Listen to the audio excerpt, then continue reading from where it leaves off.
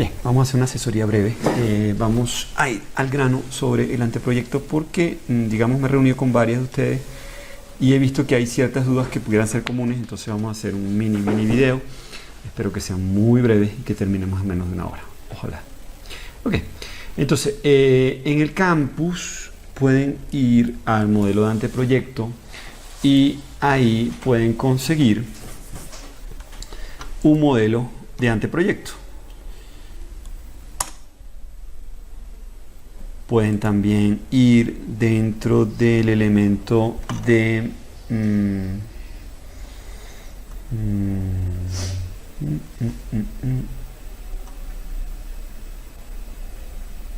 ahí mismo creo que también guías de anteproyecto. En la carpeta guías de anteproyecto tienen un documento que se llama guía de presentación de investigación de estudiantes. Esos dos documentos van a ser como la guía, pues la brújula que ustedes van a tener para poder tener claridad de cómo se hace un anteproyecto. Buenas tardes. ¿Listo? Sí. ¿Listo? ¿Listo? Ah, bueno, listo. Bueno, chao, chao.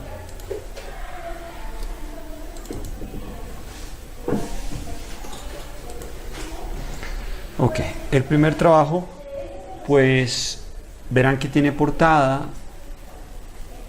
Bueno, un poco lento, tener paciencia.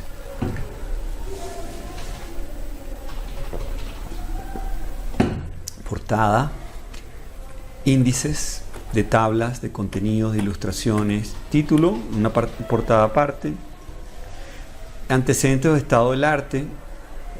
Todos los artículos que están en estrellita en el Mendeley, deberían estar aquí referenciados, resumidos, más los que ustedes ya usan dentro de su trabajo. ¿También los aparece? En Zotero no aparecen porque está en Mendeley, ¿sí? Te toca abrirlo en la computadora de una compañera en Mendeley que vea los que tiene estrellita, ¿sí? Entonces, aquí tienes el autor, el resumen y el aporte a la investigación. Ese sería la forma como organizar. Es decir, en el resumen, pues el resumen, lo que usualmente suele ser el abstract, y en el aporte a la investigación va a ser específicamente qué te aporta el artículo a la investigación. Pudiera ser algo como un boceto o un previo a lo que tú vas a escribir en tu artículo, ¿sí? Este artículo es de importancia porque habla de la prevalencia y nos ayuda a magnificar el tamaño del problema, algo así. Entonces esto lo van a hacer con cada uno de los artículos. Por supuesto, esto lo ideal es que lo hagan en equipo, o sea, que agarren y se dividan y digan: yo agarro estos 5, yo agarro estos 5, y lo hagan en equipo, porque si no van a replicarse, ¿okay? El resumen, lo que evidentemente que como muchos artículos va a ser en inglés, pues tú te puedes ayudar con el Translate Google, pero lo que no debes hacer es copiar y pegar todo absolutamente, porque van a tener errores. Va a haber errores, va a haber cosas que no tienen sentido, van a haber párrafos que no tienen sentido. Entonces toca que cuando tú hagas el copy-paste, chequees que haya sentido con cada una de las cosas. Si no hay sentido, eso no va a funcionar. Y el aporte de la investigación tiene que ser que tú hayas mirado el artículo y hayas visto cuál es la utilidad del artículo en la investigación, ¿sí? Bien, entonces eso, créanme que no toma mucho tiempo, eso más de 4 horas no debería tomar. Bien, entonces ahora vamos a la parte de problema, la cual ya la tienen, ¿sí? Es simplemente poner esto de la propuesta, ponerlo aquí en el anteproyecto. Cualquier mejora que le hagan, pues siempre se agradece. Formulación del problema, ya lo tienen. Sistematización del problema sería el elemento nuevo y sería transformar cada objetivo específico en una pregunta. Así como el objetivo general es una formulación de problema general, pues el objetivo específico tiene una pregunta asociada y es como un espejo del objetivo, solamente que está en pregunta. Bien, la justificación, que ya les dije que tienen que ampliarla, detallarla con el elemento del por qué, el para qué, el impacto en cada uno de los objetivos específicos, y la factibilidad. Es decir, este proyecto es factible. ¿Por qué es factible? Bueno, porque está la población, porque hay un asesor que maneja el tema debido a una especialidad, con una maestría que tiene, porque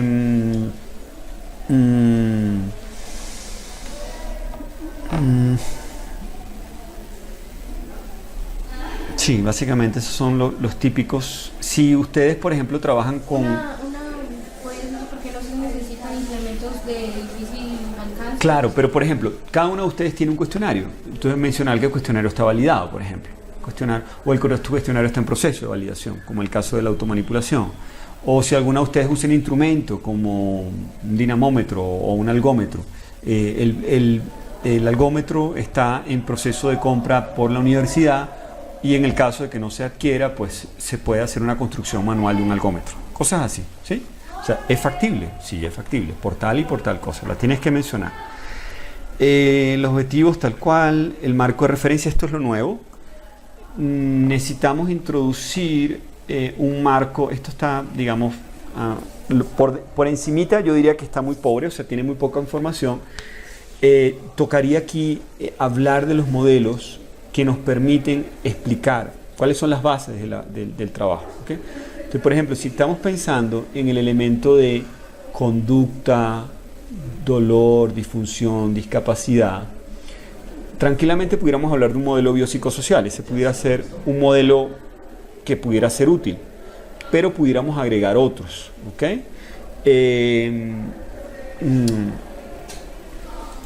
A mí me tocaría hacer esa búsqueda.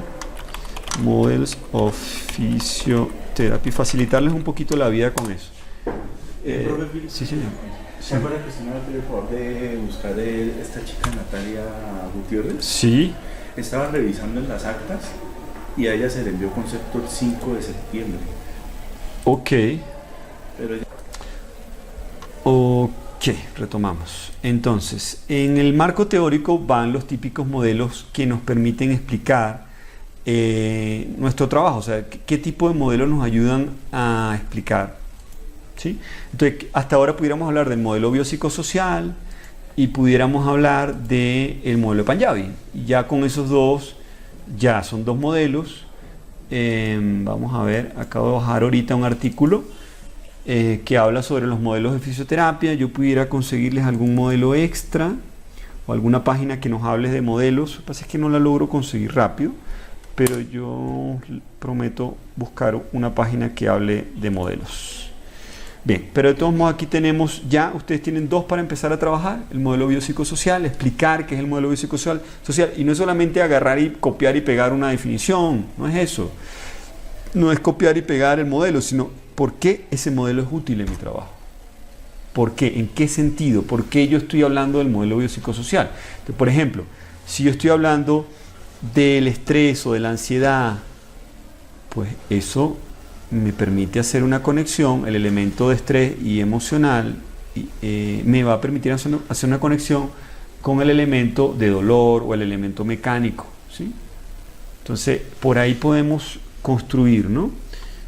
Y bueno, vamos a ver modelos teóricos. Entonces, fíjate, por ejemplo, aquí hablan del modelo biomédico, el modelo social, el modelo holístico, el modelo económico, el modelo de comportamiento.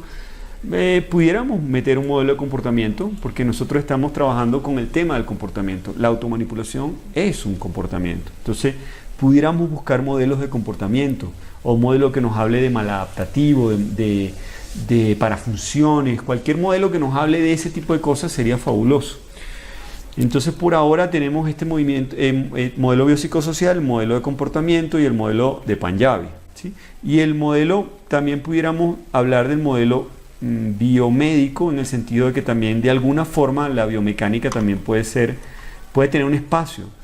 De todo eso toca como escoger un modelo. Y pues de repente nos pudiéramos quedar con un modelo biopsicosocial, que es como lo más común, y el modelo de Panjabi, quedarnos como anclado en una integración de los dos, o el modelo modificado de Panjabi, por ejemplo, que hablaba de la emoción, de la parte articular, de la parte activa y de la parte de control motor. Ese pudiera ser un modelo en el cual nos pudiéramos quedar. Bien,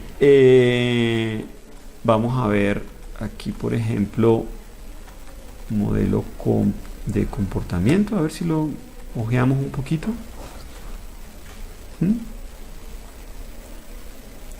Theoretical models.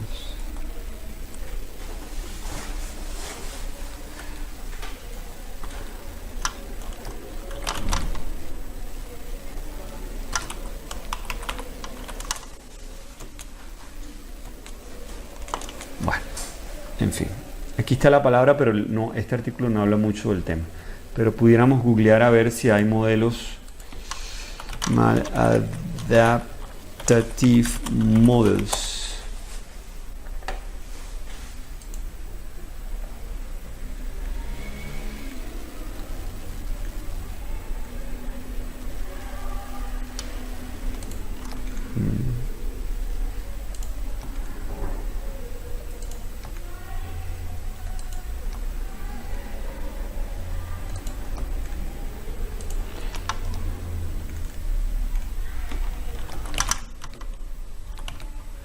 Mira, qué curioso. No, yo la verdad que no conocía este modelo, lo reconozco, pero mira, qué interesante. Modelo comportamental. El modelo comportamental para la normalidad asume que todo comportamiento maladaptativo es esencialmente adquirido a través del ambiente de uno, a través del entorno. Por tanto, los psiquiatras practican la creencia que este modelo pudiera ¿sí leen o no? ¿Está muy chiquito? ¿Sí? No, porque es que yo soy medio ciega. Bueno, vamos a ponerle suma para que no pierda la vista en el intento. Ok, sí se ve mejor. ¿Todavía? No, es lo que necesitas. No, ya alcanza a ver. ¿Sí? Entonces, por tanto, los psiquiatras practican la creencia que este modelo pudiera priorizar el cambio de comportamiento sobre identificar las causas del comportamiento de la disfunción. La principal solución a esta enfermedad psicológica bajo este modelo es la terapia de aversión, donde el estímulo que provoca un comportamiento disfuncional es acoplado con un segundo estímulo que motiva a producir una nueva reacción al primer estímulo basado en la experiencia del segundo. También una desensibilización sistemática que puede ser usada especialmente cuando las fobias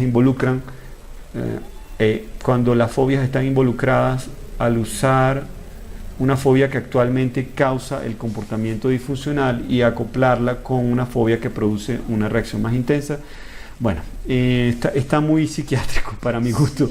Está interesante que hable del elemento maladaptativo, pero no me sirve. Entonces, yo digamos que tengo otro referente, que es un referente más de la parte de la fisioterapia. Es un fisioterapeuta que ha escrito mucho sobre el tema y pudiéramos conseguir un modelo, ojalá consiguiéramos un modelo sobre el elemento maladaptativo de Peter Sullivan. Vamos a ver si conseguimos un modelo que nos ayude a... Bueno, a ver. Ok, continuamos. Bien, vamos a mirar algunos breves artículos. Estuve bajando un par de artículos y les quisiera mostrar. Básicamente me enfoqué en los artículos de Peter Sullivan y él se rehúsa a usar la palabra modelo. De hecho, cuando él habla de modelo, habla del modelo biopsicosocial.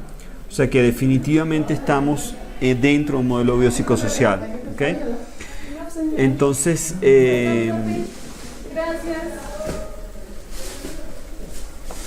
chao. A la orden. Ok, entonces lo que hice fue bajar un par de artículos de Sullivan y me concentré en los dos que como que definen mejor el abordaje que él usa. ¿Ok? Entonces, este es diagnóstico y clasificación del dolor lumbar crónico en los desórdenes del dolor lumbar crónico, movimiento maladaptativo y disfunciones en el control motor como mecanismo subyacente. ¿Ok? Este otro artículo, bueno, son los dos los mismos. Vamos a borrar entonces este. Y luego en varios de los artículos que he visto de Sullivan citan varias veces este artículo de Gatchel y habla del abordaje biopsicosocial en el dolor crónico, avances científicos y direcciones futuras. Entonces yo creo que anclándonos un poquito en estos dos artículos yo diría que pudiéramos trabajar bien, ¿ok? Entonces, básicamente la idea es tratar de generar una definición del abordaje que usa dentro del modelo de Sullivan.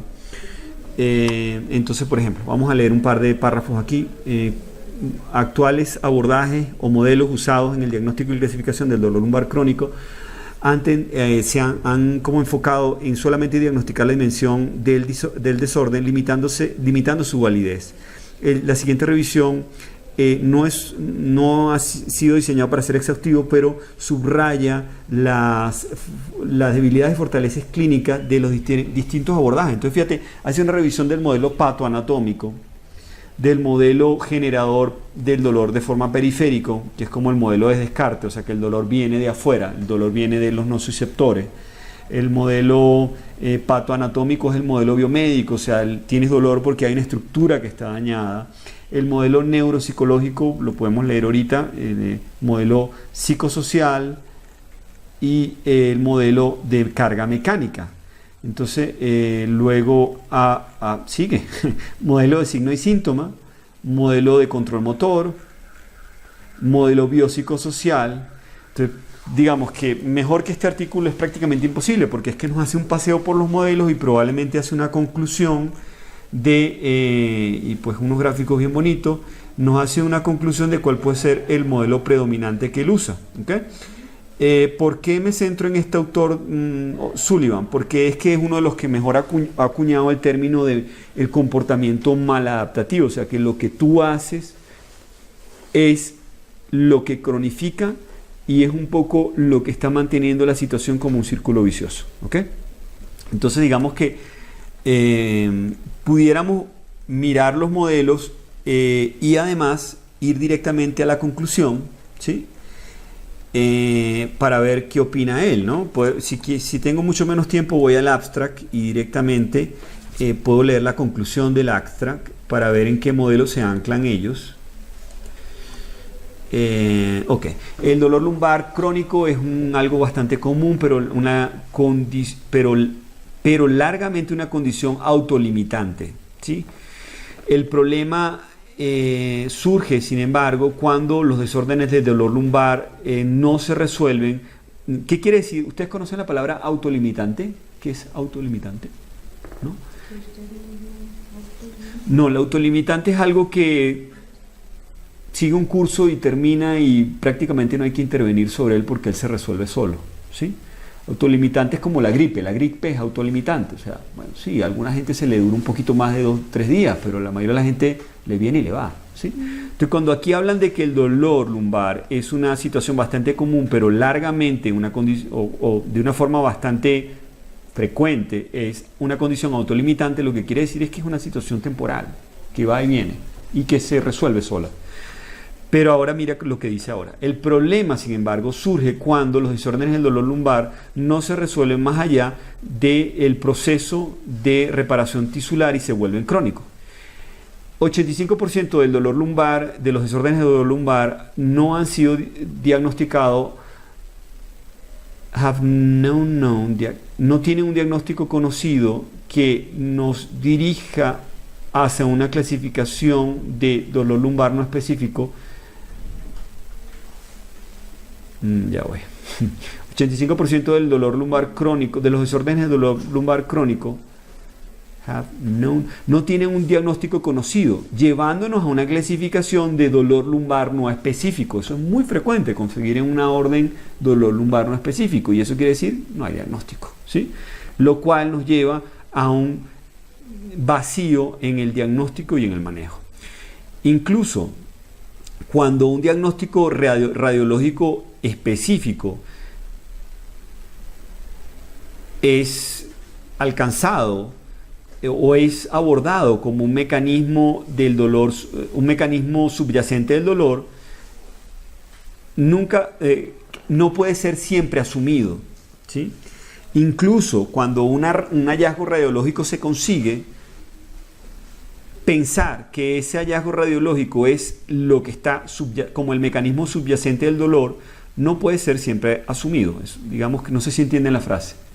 ¿Entienden? ¿No? O sea que aunque tú tengas una radiografía y tengas un hallazgo conclusivo, tú no puedes afirmar que esa es la causa del dolor subyacente.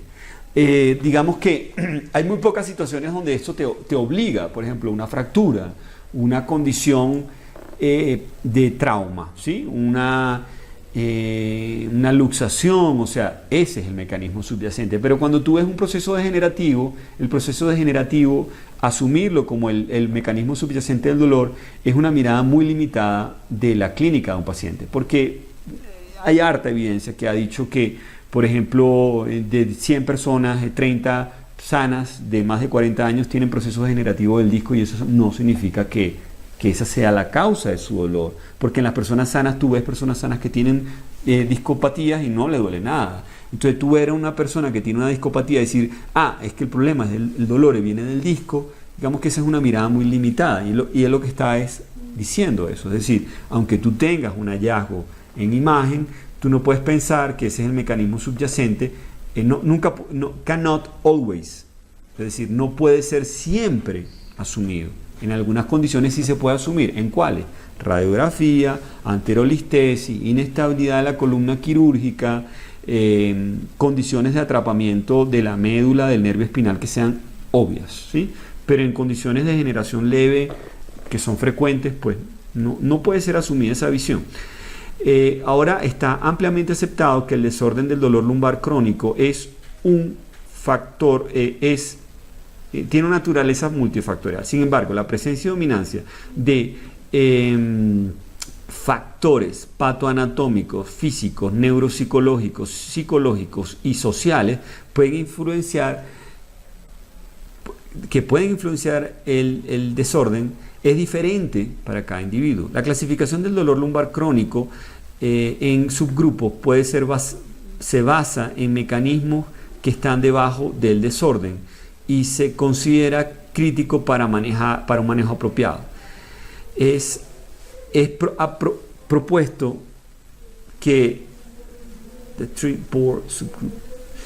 tres subgrupos de desórdenes en el dolor lumbar crónico existen. El primer grupo son desórdenes que presentan un mecanismo patológico, un proceso patológico que dirige el dolor, y los pacientes tienen respuestas motoras en el desorden que son adaptativas. Aquí viene el fundamental. O sea, si aquí ahorita están en un estado de somnolencia y de no comprensión de lo que estábamos diciendo, este es el momento de despertar y escuchar lo que viene ahorita, porque la frase esta es la que nos puede ayudar.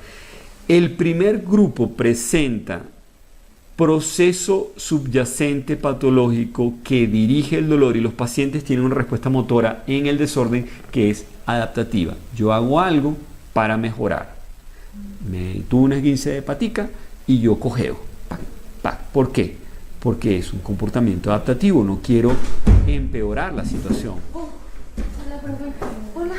Hola. Entonces, esa es la primera situación.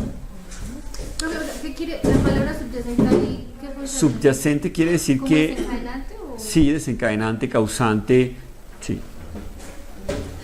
Ese es el primer grupo, gente que tiene un problema anatómico y responde de una forma adaptativa. El segundo grupo son desórdenes que se presentan con factores psicológicos y sociales que representan el mecanismo primario subyacente al desorden que centralmente ocasiona el dolor, y donde el paciente genera estrategias de afrontamiento y de control motor que son maladaptativas en naturaleza. Yo podría citar eso para ansiedad, esa parte. Claro, no, incluso el mismo hábito de automanipularse es un comportamiento que pudiera ser maladaptativo. Esa es la hipótesis que está, o sea, yo vengo diciéndoles esto una y otra vez. O sea, el elemento maladaptativo es el elemento que conecta el tema, porque estamos teniendo una persona que hace algo que, de acuerdo a los modelos que hemos estado revisando, el modelo de Panjabi, puede ser algo que pudiera ser maladaptativo. Esa es nuestra hipótesis de trabajo.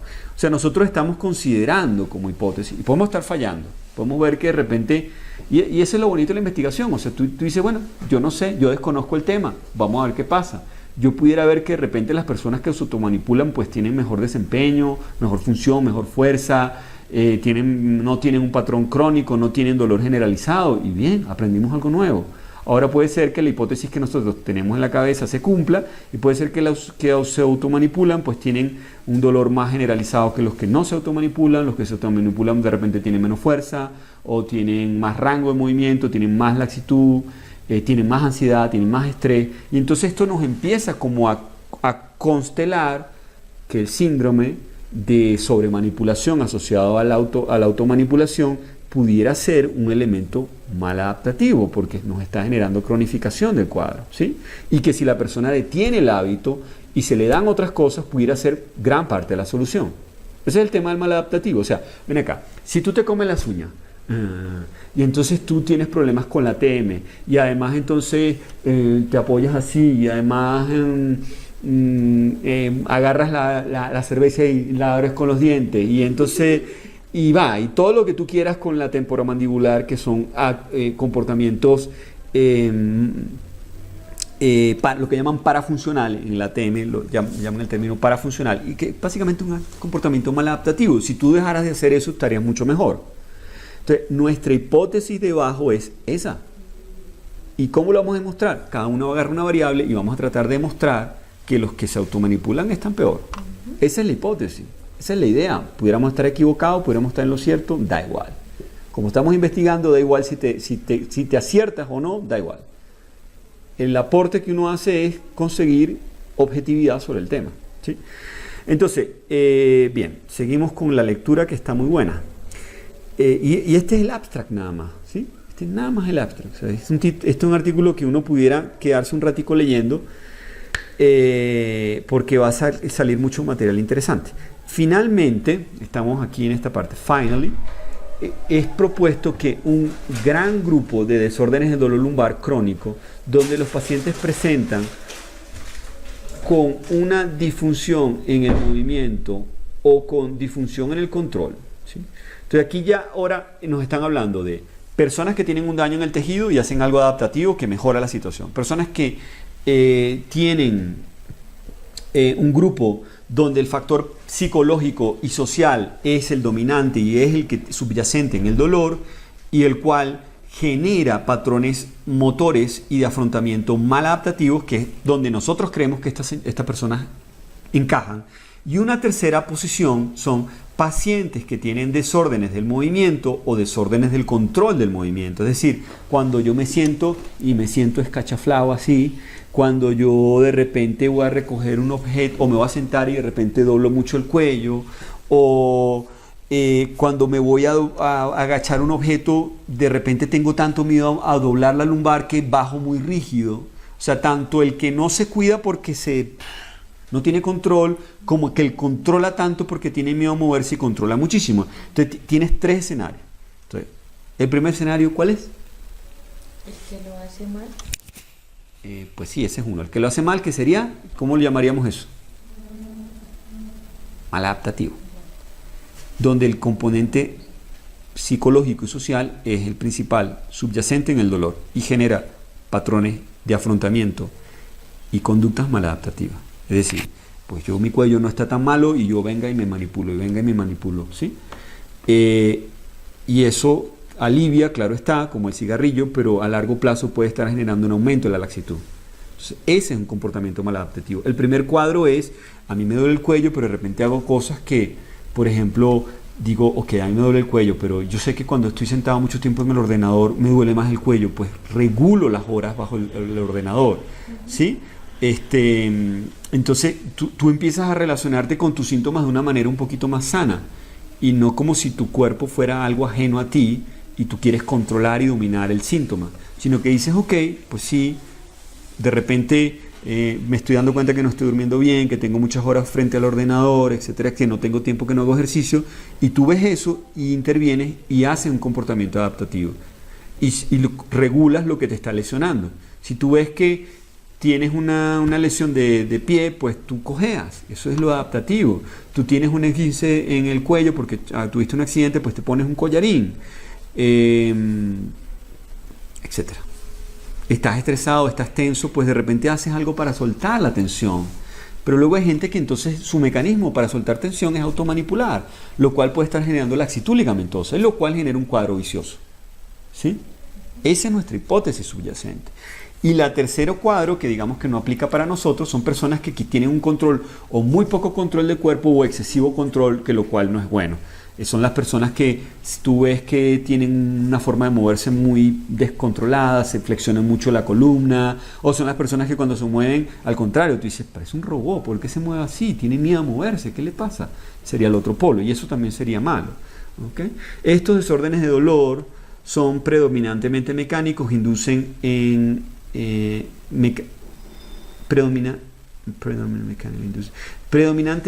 predominantemente inducidos de forma mecánica, y los pacientes típicamente presentan comportamientos maladaptativos primarios, físicos y secundarios, compensaciones cognitivas para el desorden que se vuelve un mecanismo de dolor cíclico, ¿sí? Un dolor mantenido, ¿sí?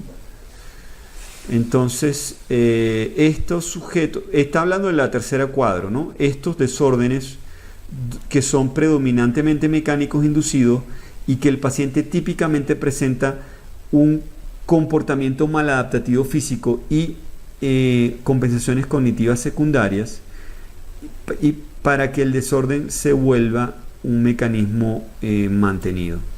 Digamos que aquí yo no clasificaría al paciente que se automanipula, porque los desórdenes de movimiento y de control son desórdenes donde la persona se mueve de forma, por ejemplo, te voy a poner un ejemplo. Si yo tuviera estar sentado y siempre hago proyección de la cabeza, ¿sí? Ese sería más el tercer caso. Una persona que tiene un comportamiento maladaptativo, un comportamiento de control motor que no es eficiente, y eso genera también dolor.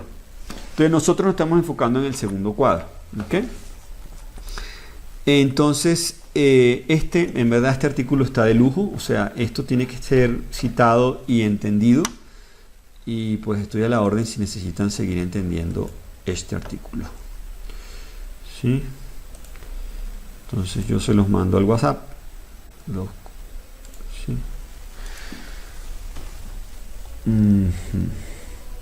Bien, entonces, ¿qué va en el marco teórico? Modelos, y tú puedes hablar del abordaje de Sullivan en relación al manejo de los elementos maladaptativos, ¿sí? El modelo biopsicosocial, o sea, predominantemente nos vamos a quedar con el modelo biopsicosocial y el abordaje de Peter Sullivan, ¿sí?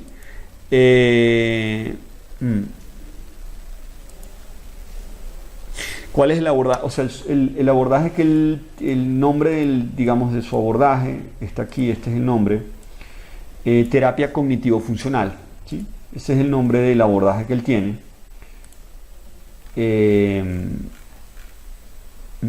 Terapia cognitivo-funcional, intervención incluyendo biofeedback para el dolor lumbar durante el ciclismo. ¿Okay? Entonces, cualquier cosa que lean de él y que miren sobre los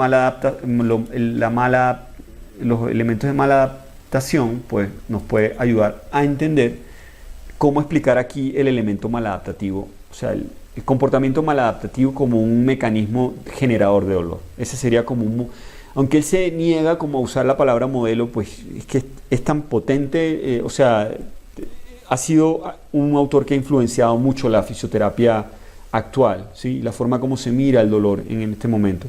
Entonces, se puede hablar, él usa la palabra abordaje cognitivo-funcional. Entonces, digamos que si yo tuviera que usar una palabra para describir lo que plantea este autor, sería pues abordaje cognitivo-funcional. Ese sería el término. Y el autor principal sería Sullivan, ¿ok? Peter O'Sullivan. Por supuesto que quizás hay algunas cosas en español, pero serán muy poquitas, muy chiquitas, ¿sí? Pero bueno, denme la sorpresa y díganme que hay muchas. Pero usualmente son pocas, ¿sí? Abordaje cognitivo-conductual. Principalmente van a haber blogs, ¿sí? Pero es difícil que vean un artículo de esto. Por ahí parece que alguien hizo un trabajo de grado. Pues por ahí pueden sacar cosas. De ahí se pueden ayudar, ¿sí?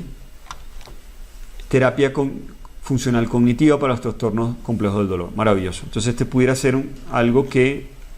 No, pues esto es simplemente una presentación de un curso, lamentablemente. Trabajo de fin de grado, este está bien. Efectos de la terapia cognitivo-funcional del dolor lumbar crónico inespecífico. Esto está fabuloso porque está en español, yo sé que a ustedes les encanta y va a haber mucha cosa, le va a hablar mucho del modelo del abordaje. Pueden ir directamente al PDF y buscar abordaje, ¿sí? Y que de una vez les ayude a definir diferencias con el abordaje basado en terapia cognitivo-funcional. Y por aquí pudieran sacar material, ¿sí? Bueno, este es un blog, descártenlo. Manual para el tratamiento cognitivo-conductual. Esto es demasiado psicológico, también lo descartamos. O sea, fíjense, aquí la diferencia, aunque van a ver que tiene mucho del elemento psicológico, el abordaje que se usa en estos métodos, en este enfoque cognitivo-conductual, no es psicologizar la fisioterapia, sino a generar un abordaje más humano que tome en cuenta la conducta y la cognición del sujeto, ¿sí?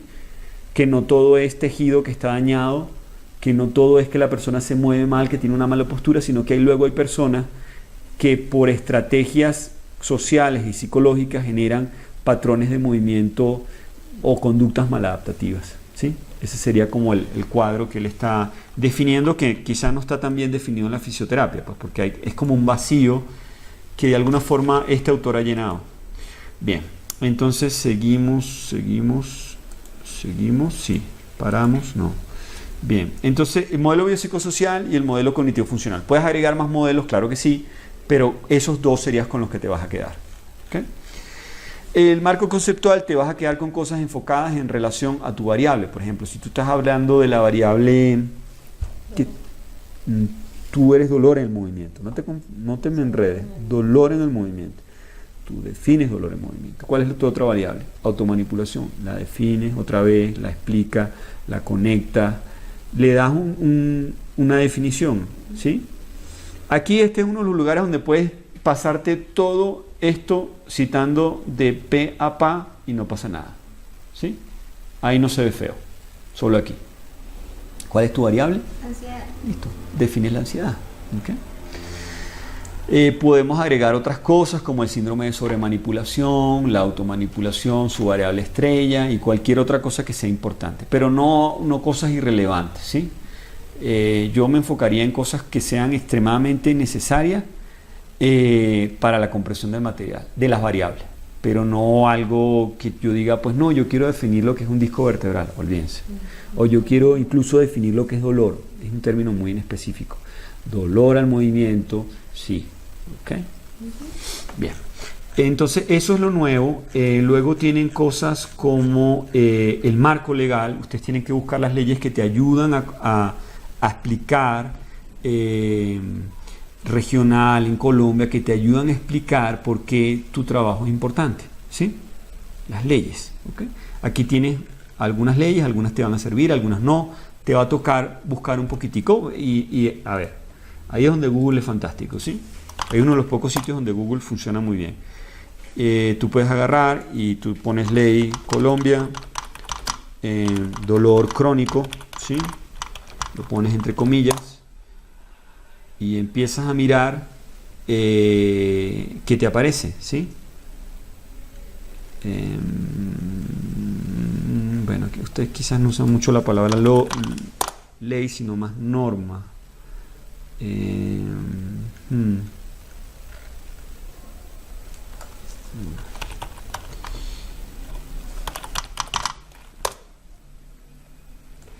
Bueno, entonces pudiéramos quitar crónico, porque quizás el problema está ahí. Acuerdo, quitamos Tunja, vamos a ley, Colombia, dolor, código penal, no. Aquí hay algo, fíjate, el Congreso de Colombia decreta un tratamiento integral del dolor. ¿Están viendo? Entonces, ¿qué puedo usar yo aquí también? Discapacidad, lo típico, ¿sí? Entonces voy viendo a ver cuál me sirve, tiene que ser la actualizada, evidentemente, ¿sí? 2014 suena bien. Mira, ahí está. Ley 17 17.3, y habla de que esta ley reglamenta el derecho que tienen las personas a enfermedades de fase terminal, crónicas degenerativas, irreversibles a la atención de sus cuidados paliativos que pretenden mejorar, bla, bla, bla, que habla del tratamiento integral del dolor, bla, bla, bla, alivio del sufrimiento. Digamos que no es el caso específico, pero quizás en la enfermedad crónica lo pudiéramos hablar desde un punto de vista de enfermedad crónica, o conseguir uno que no hable de dolor tan terminal, ¿no? Porque aquí sin duda está teniendo un enfoque muy dirigido hacia lo que es el dolor terminal, ¿okay? Pero miren qué sencillo, no es tan complicado, o sea, es empezar a cacharrearle un poco al Google y a unirlo con lo que está en el documento estrella del anteproyecto y ver qué cosas te sirven de ahí, qué cosas consigues nuevas. Esto sí es importante que lo trabajen en equipo, o sea, que cualquier cosa que se consigan se la pasen. Este es uno de los pocos lugares donde mientras más trabajan en equipo, más rápido salen de la ley. Porque tú consiguiste una, la otra consiguió otra, la otra agarró y se fue tú puedes agarrar y ir al piso 3, a la oficina 300, y agarrar y ver en los títulos cuál habla de cervicalgias o de dolor cervical o de dolor en general, y sentarte y ver qué leyes citan, copia el número de la ley, copia el artículo y ya estás lista. O sea, no es complicado. La ley se saca rápido si trabajan en equipo y se dividen. Tú vas a ver la ley de Colombia, tú vas a ver en Tunja, yo voy a ver los trabajos en el piso 3, la oficina 300. ¿Sí? Ahí tienen los trabajos de todos sus compañeros anteriores que se han graduado, todos están ahí colocados. Y usted lo puede consultar. No se lo puede llevar a sacar copia, pero lo puede consultar en el espacio. Entonces es una forma rápida de trabajar esto, ¿ok? Para tratar de hacerlo extensivo, pero al mismo tiempo rápido y efectivo. Marco geográfico, pues va a ser muy similar. Aquí quizás en Nosaba, pero el de ustedes es específicamente el marco geográfico de ustedes es la Universidad de Boyacá. El marco geográfico coincide con el marco institucional, porque usted va a aplicar dentro de la universidad. Entonces ahí se replica, ¿sí? Puedes de repente adaptar un poquitico porque lo que te interesa en el marco geográfico es dónde está, cuántas personas cuenta, el lugar, ¿sí? Entonces de repente cuando estás hablando del marco institucional, pues de repente el número de estudiantes no importa mucho, ¿sí? Pero es muy parecido, ¿ok? Muy parecido. Principios filosóficos, bla, bla, bla. Bueno, esto es, aquí sí, el copia y pega pues funciona muy bien. Diseño metodológico, ya lo tienen, trasládenlo, y esta es la parte donde yo voy a tocar y retocar. Deben construir y generar una operacionalización de las variables y tratar de hacer el mejor esfuerzo posible. Si fallan aquí, pues yo les echo una mano. Pero toca que hagan este trabajo de ir variable a variable y decir cómo se define, cómo se mide, cómo se clasifica y qué tipo de escala es. Eso es un ejercicio bastante sencillo, no es complicado. ¿Nosotros vamos a poner variable edad? No, ¿sí? Sí, la sociodemográfica, sí. La sociodemográfica. ¿Tú tienes sociodemográficas, incluso académicas? ¿Tomamos en cuenta la nota? No, yo creo que no. No pudimos nota. Las sociodemográficas, el semestre, la carrera y luego las que corresponden al cuestionario de automanipulación, las que corresponden a su variable y ya. O en el caso de alguien que esté midiendo algo, pues la fuerza o el rango. Y luego viene la parte de técnicas y herramientas de recolección de la información, describe cada una de las que ya está en parte hecho. Yo prefiero que no me coloquen aquí las ilustraciones en este momento, sino que las mencionen y la pongan al final como un anexo, ¿ok? O sea, son dos estilos. Hay gente que lo cita aquí, yo prefiero que lo pongan al final y lo pongan como un anexo. Más de lo mismo. ¿Sí? ¿Ves que aquí como que interrumpe la lectura? O sea, como es muy largo, es preferible ponerlo como un anexo. Pero por supuesto que en la metodología uno pone lo que es la fiabilidad, etcétera, etcétera. Que ya está, ya ustedes lo tienen. Ok, técnica para evaluación de los resultados de los datos. Igual, ustedes pueden tranquilamente copiar y pegar lo que está aquí. Yo igual esto lo voy a retocar un poco. Esquema temático del documento final.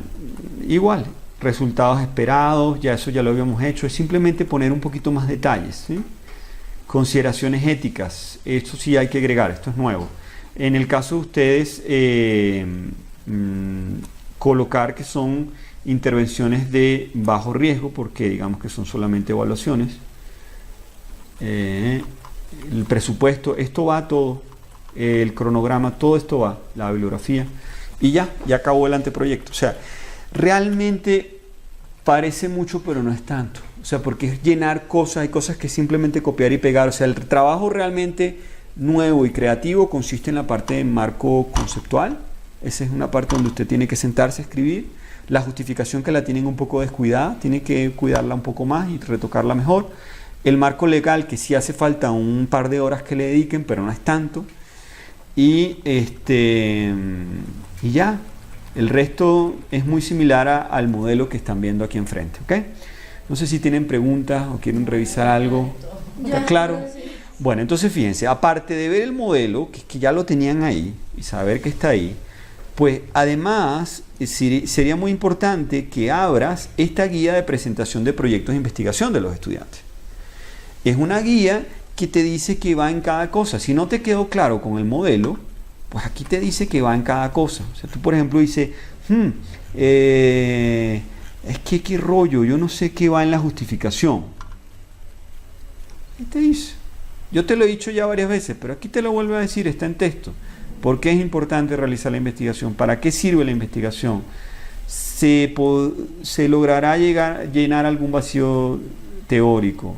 Sugiere técnicas de estudios, análisis de un elemento, puede lograrse la optimización de un proceso, o sea, responder estas preguntas. Marco de referencia, y aquí te dice que debe llevar el marco teórico, el marco legal, el marco geográfico, y te explica cada cosa. ¿Sí? Entonces digamos que entre los dos documentos y con lo que ya ustedes tienen previo construido, no debería haber duda alguna. ¿Sí? Pero si tienen duda, pues yo estoy aquí. Me consultan. ¿Sí? ¿Todo bien? Todo bien. ¿Cómo? Estamos